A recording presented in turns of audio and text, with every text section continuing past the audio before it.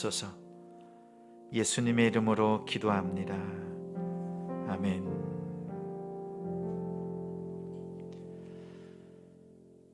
말씀은 느헤미야서 4장 15절부터 23절입니다. 구약 731쪽입니다. 한 절씩 교독하겠습니다. 느헤미야서 4장 15절부터 23절입니다. 15절. 우리의 대적이 우리가 그들의 의도를 눈치챘다 함을 들으니라. 하나님이 그들의 꾀를 패하셨으므로 우리가 다 성에 돌아와서 각각 일하였는데 그때로부터 내 수하 사람들의 절반은 일하고 절반은 갑옷을 입고 창과 방패와 활을 가졌고 민정은 유다에 온 족속 위에 되어 있었으며 성을 건축하는 자와 짐을 나르는 자는 다 각각 한 손으로 일을 하며 한 손에는 병기를 잡았는데 건축하는 자는 각각 허리에 칼을 차고 건축하며 나팔 부는 자는 내 곁에 섰었느니라. 내가 귀족들과 민장들과 남은 백성에게 이르기를 이 공사는 크고 넓음으로 우리가 성에서 떨어져 거리가 먼즉 너희는 어디서든지 나팔 소리를 듣거든 그리로 모여서 우리에게로 나아오라. 우리 하나님이 우리를 위하여 싸우시리라 하였느니라. 우리가 이같이 공사하는데 무리의 절반은 동틀 때부터 별이 나기까지 창을 잡았으며 그때 내가 또 백성에게 말하기를 사람마다 그 종자와 함께 예루살렘 안에서 잘지니 밤에는 우리를 위하여 파수하겠고 낮에는 일하리라 함께 하고 읽습니다. 나나 내 형제들이나 종자들이나 나를 따라 파수하는 사람들이나 우리가 다 우리의 옷을 벗지 아니하였으며 물을 기르러 갈 때에도 각각 병기를 잡았느니라. 아멘. 나팔 소리를 듣거든 모여라. 나팔 소리를 듣거든 모여라 라는 제목으로 말씀 전합니다. 일주일 동안 믿음으로 살아낸 우리 성도님들을 사랑하고 축복합니다. 바다에 파도가 칩니다. 파도가 밀려오고 또 밀려오지요. 파도를 멈추게 할 방법은 없습니다. 그 파도를 어떻게 다루느냐가 중요합니다. 우리 인생에도 파도가 칩니다. 밀려옵니다. 가만히 생각해 보세요. 단 한순간도 문제가 없었던 때가 있습니까? 없습니까? 인생의 문제들 파도처럼 매일 밀려옵니다. 없앨 수가 없습니다. 또 피할 수도 없습니다. 그 문제를 어떻게 다루느냐에 따라서 우리 인생의 품질이 달라집니다. 오늘 느헤미야와 유다 백성이 만난 문제들, 하나님께서 시작하신 일임에도 불구하고 끊임없이 밀려옵니다. 성벽을 절반 정도 재건하자 적들이 동서남북에서 공격합니다. 믿음의 일에도 영적인 싸움이 있습니다. 적들이 공격해 올 때 우리가 어떻게 대응하느냐에 따라서 결과는 확연히 달라집니다. 지난 시간에 동서남북으로 문제가 생길 때 가장 먼저 해야 될 일들, 그 첫 번째는 파수꾼을 세우는 것이었습니다. 파수꾼은 두 가지를 살핍니다. 먼저 하나님을 살피는 기도의 파수꾼, 또 세상의 움직임을 살피는 경계하는 파수꾼, 그 파수꾼을 먼저 세웁니다. 파수꾼들을 통해서 가만히 들어보면 안 된다, 어렵다, 힘들다 이 말들이 내 속에서 가장 가까이에 있는 동력자들을 통해서 쏟아져 나옵니다. 또 한편 외부에서 적들이 아주 긴급하게 쳐들어올 것처럼 공격할 것처럼 이야기합니다. 소문을 냅니다. 그리고 그 모습을 본 사람들은 급히 와서 도와달라고 10번이나 느헤미야에게 전령을 보냈습니다. 느헤미야는 그 모든 일들을 보면서 맞서 싸우라고 이스라엘 백성들에게 권면합니다. 맞서 싸우되 두려워하지 말라. 크고 두려우신 하나님을 기억하라. 그리고 마지막으로는 공동체, 가족을 위해서 힘써 싸우라고 당부했습니다. 이렇게 느헤미야가 지혜롭게 단호하게 대응을 잘 했습니다. 싸움이 벌어지진 않았습니다. 그러나 그 결과는 확연히 달랐습니다. 15절에 보니 우리의 대적이 우리가 그들의 의도를 눈치챘다 함을 보고 그리고 하나님이 그들의 꾀를 폐하셨다 이렇게 말합니다. 분명 그 일들을 행한 것은 느헤미야와 유다 백성들입니다. 그의 고백에는 하나님이 하셨다. 하나님께서 적들의 꾀를 폐하셨다라고 고백했습니다. 대적들의 계획이 물거품이 된 것은 분명 아주 체계적으로 방비했기 때문에 구축했기 때문에 그들이 들어올 수가 없었습니다. 더 많은 군사를 가지고 있었고 힘이 셌지만 쳐들어올 수 없었습니다. 우리가 영적으로 깨어 있을 때에도 사단은 우리를 향해서 틈타지만 우리가 깨어 있으면 아무리 센 사단이라 할지라도 우리는 거뜬히 대적할 수 있습니다. 그러나 우리가 잠들었을 때는 작은 일에도 쉽게 넘어지는 우리의 모습을 발견합니다. 하나님 앞에서 늘 깨어 있는 우리가 되길 바랍니다. 느헤미야는 그들의 괴계가 적들의 그 꾀가 허물어진 것은 하나님께서 직접 개입하신 일이라고 깨달았습니다. 지금 느헤미야와 함께 유다 백성들이 성벽을 세우는 목적이 무엇입니까? 성벽을 세우고 하나님께 신령과 진정으로 예배 드리는 것입니다. 하나님께서 그들의 마음을 아시고 그들의 중심을 아시고 도우셨습니다. 하나님께 신앙의 자유를 위해서 출발했던 사람들이 있습니다. 청교도들, 메이플라워를 타고 100여 명의 성도들이 출발했습니다. 아메리카 신대륙에 도착했을 때에는 약 절반의 사람들이 죽었습니다. 그러나 그들은 가장 먼저 하나님께 예배드리고 집을 짓고 또 학교를 지으면서 하나님께 예배로 하나님 앞에 진실함으로 나아갔습니다.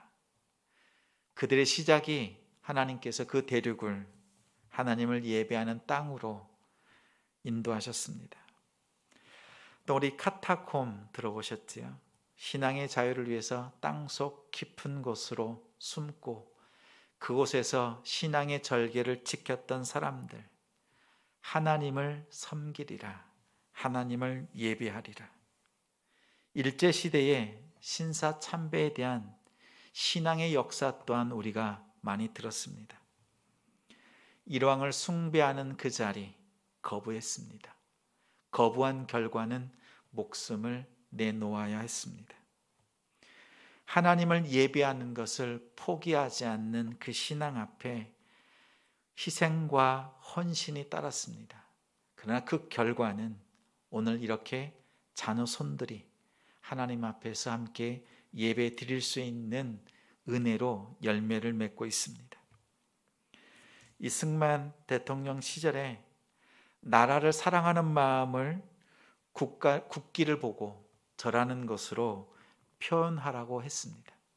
그때 고려 신학교 대학원에 있었던 SFC, Soldier for Christ, 학생 신앙 운동을 하는 그들이 태학을 당하면서 또 정학을 당하면서까지도 국기에 절하는 것을 우상 숭배라고 거부했습니다.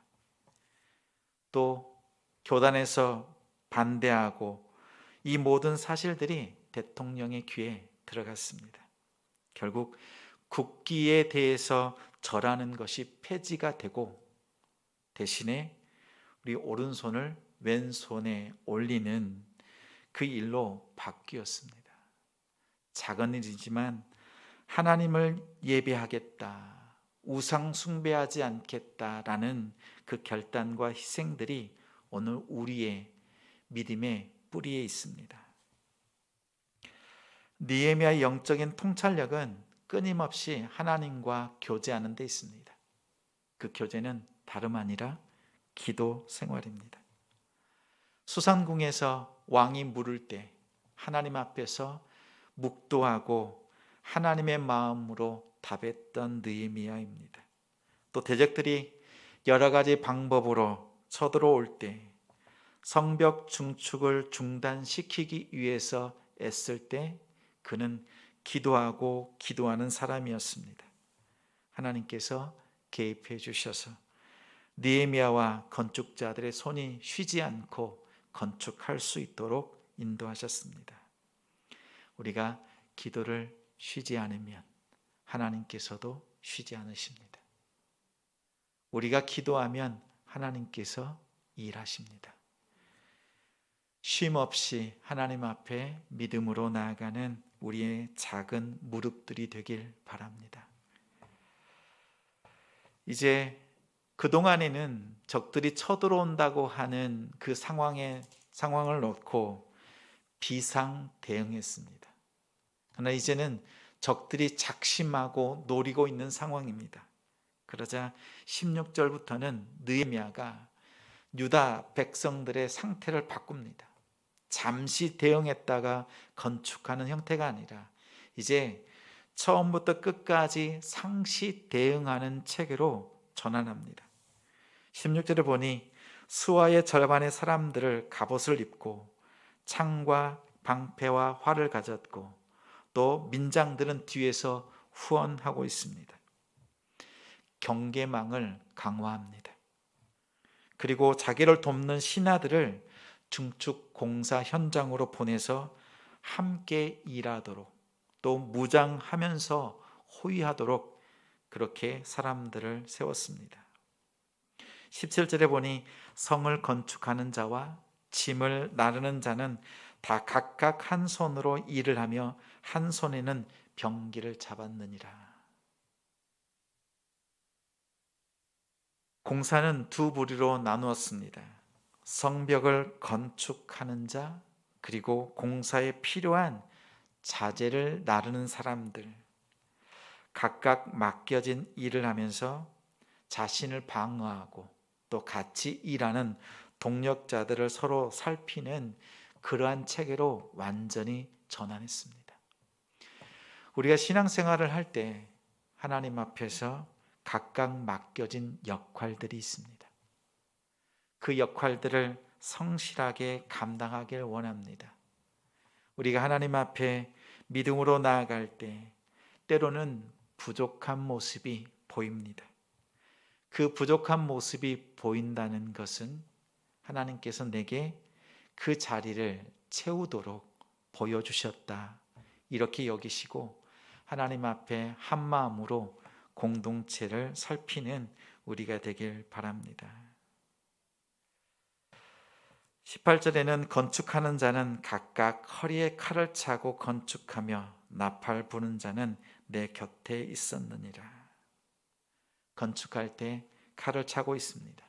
한 손에 무기를 들고 일하는 것 무척 힘이 듭니다. 전보다 배나 힘이 드는 상황입니다. 적을 살펴야 되겠고 또 하나님의 성전 그 바깥 울타리를 세우는 성벽 건축에도 부족함이 없어야 합니다. 부실 공사가 있어서도 안 됩니다. 이때 느헤미야는 특단의 조치를 취합니다. 나팔 부는 자, 그 사람을 가장 가까이에 두고 이제 민장들에게, 귀족들에게, 또 백성들에게 말합니다. 이 공사는 크고 넓다.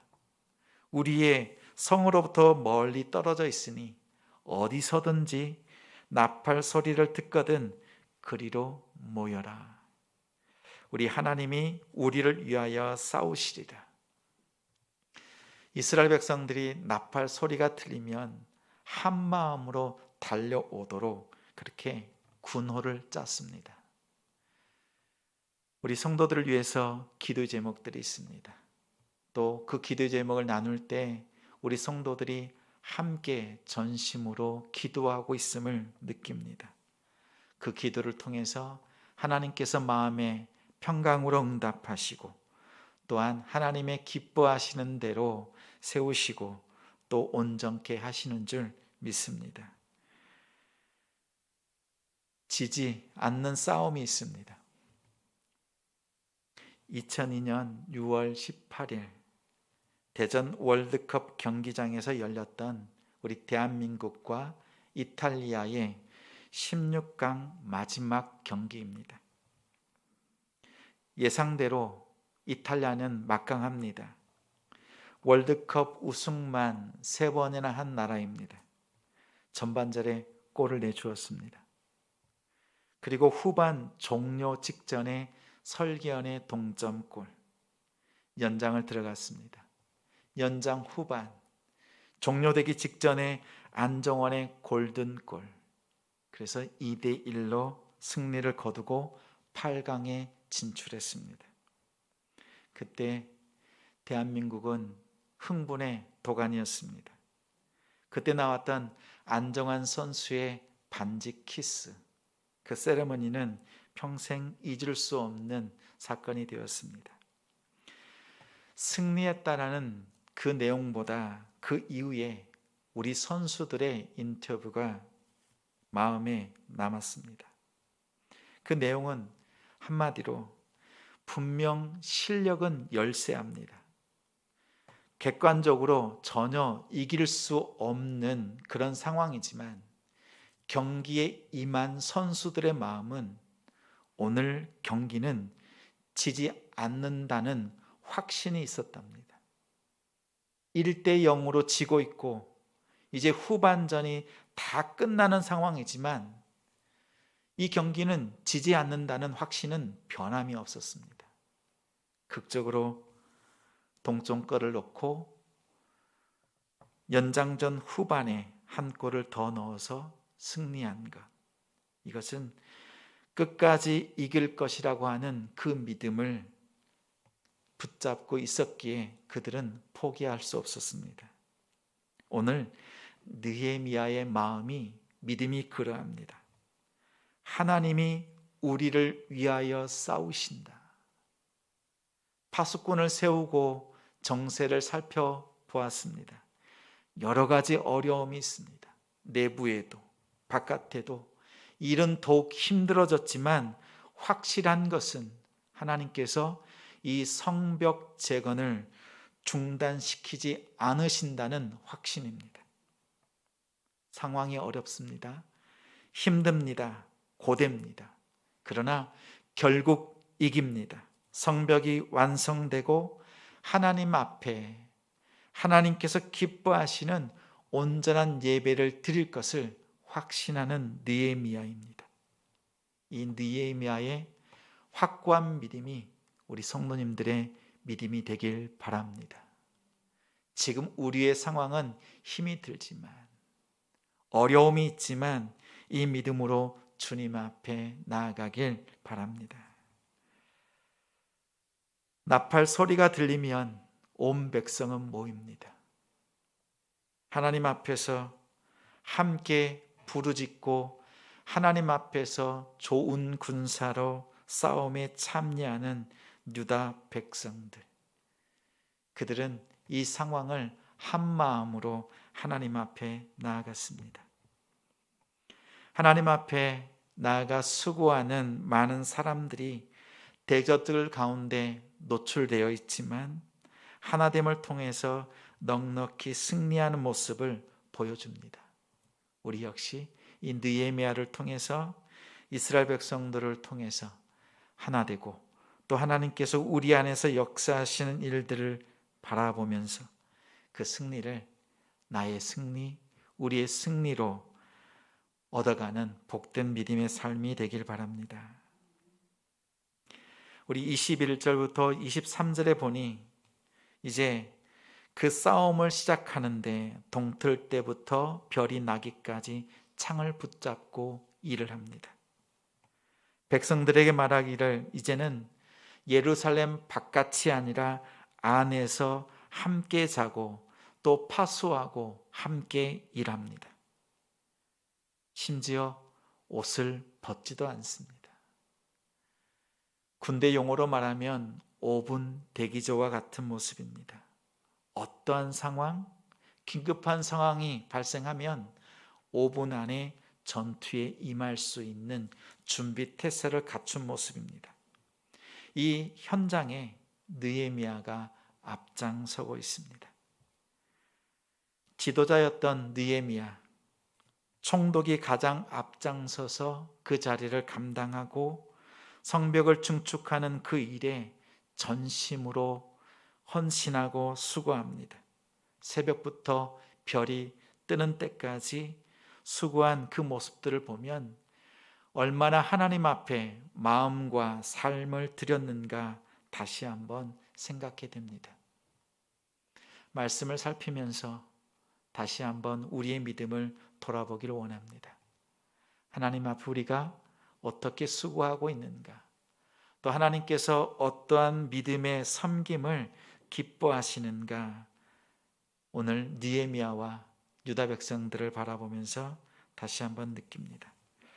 성도를 끝까지 책임지는 지도자, 또한 함께 동력하는 성도들, 하나님께서 가장 기뻐하시는 교회가 아닌가 생각합니다. 대적들은 쉼없이 끊임없이 기회를 엿보고 있습니다. 어떻게든지 넘어뜨리려고 합니다. 그때 오늘 말씀과 같이 어느 때라도 대응할 수 있는, 야간에 쳐들어온다 할지라도 방비되어져 있는 그들의 모습을 통해서 물리치는 것을 볼 때 우리가 늘 깨어서 살필 수 있는 우리 믿음 생활이 되길 바랍니다. 느헤미야와 그 사람들은 모범적으로 하나님 앞에서 섰습니다. 가장 먼저 헌신하고 수고했습니다. 또한 밤낮으로 무기를 잡고 대적들의 기습에 만반의 준비를 갖추고 또 성벽 재건에 집중했던 것을 봅니다. 우리의 삶에 믿음의 터전을 세워가는 그 일들 앞에 이렇게 헌신하고 수고하는 우리 성도님들을 주님의 이름으로 축복합니다. 우리 인생의 파도, 문제, 고난은 쉼없이 우리를 엄습합니다. 그때마다 기도하면서 하나님께서 함께 하시고 하나님께서 싸워주고 계심을 기억하면서 기도의 나팔을 불고 또 작은 무릎들로 주님 앞에 헌신하는 우리가 되길 소망합니다.